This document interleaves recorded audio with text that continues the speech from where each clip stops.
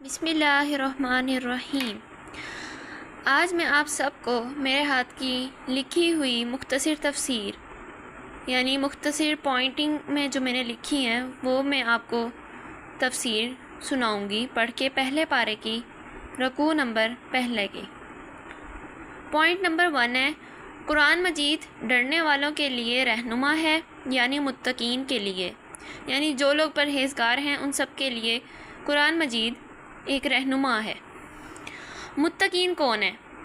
جو غیب پر ایمان لاتے ہیں، آداب کے ساتھ نماز پڑھتے ہیں، مال میں سے خرچ کرتے ہیں، جو کتاب آپ صلی اللہ علیہ وآلہ وسلم پر نازل ہوئی اور جو آپ صلی اللہ علیہ وآلہ وسلم سے پہلے نازل ہوئی اس پر ایمان لاتے ہیں اور وہ آخرت کے دن پر یقین رکھتے ہیں۔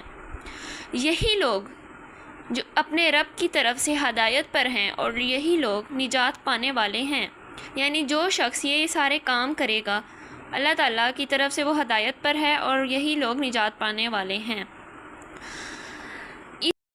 اس رکوع میں متقین کے ساتھ ساتھ کافروں کا بھی ذکر ہے کہ کافر لوگوں کو نصیحت ہم لوگ کریں یا نہ کریں وہ ایمان نہیں لائیں گے۔